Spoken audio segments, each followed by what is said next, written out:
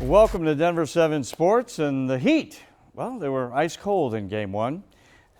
We heard Nuggets coach Michael Malone tell us expect a very different Heat team in Game 2. Stop talking about a sweep! And he was right. This Heat team got hot. They were 17 for 35 from three when they couldn't hit it one in Game 1. Now the Nuggets from Game 1, Murray and Gordon and MPJ, gone from the radar. And this talk of the Nuggets in 4, that's gone as well. The third quarter was a Joker takeover. Nikola Jokic, tough basket, just getting beat up and one in a 5-point Nugget lead. Then the point guard Joker, all the way down the court, going in strong like bull. Crowd gone crazy. He had 18 points in the third, Nuggets up 82-75. But in the fourth, here come the Heat. Jimmy Butler in the corner, 95-89 Miami lead.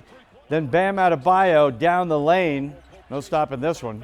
104-93 Heat. The Nuggets clawed back, down by 3 last seconds. Jamal for the tie. No, not tonight. The Heat take Game 2, 111-108, ending that 9-game win streak at Ball Arena and taking the series to Miami, tied 1-1. Let's go live to Ball Arena now and join sports anchor Nick Rothschild. And Nick, Joker with 41 points, but the supporting cast pretty much sleepwalked through Game 2. Yeah, and I think the perfect image that sums up this loss, for me at least, was in the sad Nuggets post-game locker room, a singular protein shake unsipped from sitting on the chair of Michael Porter Jr. because that place cleared out so quickly. This team doesn't even want to think or talk about what happened here tonight. They want to move on, get on to Game 3, and start turning the page to hopefully getting back on track in this series. It was a very out-of-character game for the Nuggets.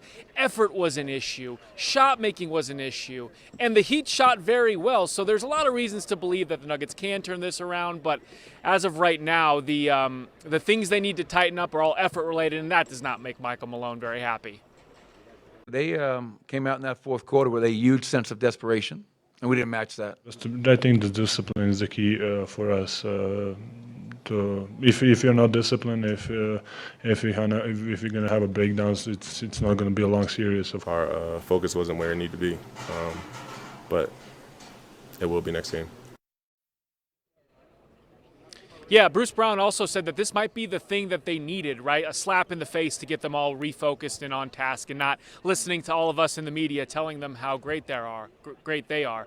One little note also from the post-game locker room, Aaron Gordon didn't speak with the media because he was sick, not feeling well. Now, if he was actually ill in the game as well, that would make a huge difference to not have a healthy, full 100% Aaron Gordon going after the low post. We saw how dominant he was in the Game 1, especially in the first quarter. So I just keep in mind, these are all fixable things for the Nuggets. Effort, perhaps Aaron Gordon's illness, and shot making. I am not worried heading to Miami. This team is great on the road. We're hopping on a bird. We're going down the South Beach, and we'll get this thing back on track. Lionel, back to you. All right, Nick, thanks. Yeah, you'll be on a plane with an entire crew of Denver 7 reporters and photographers as we bring you complete coverage of Game 3 Wednesday from Miami. Coverage starts at 5, and the game is right here on Denver 7 at 6:30.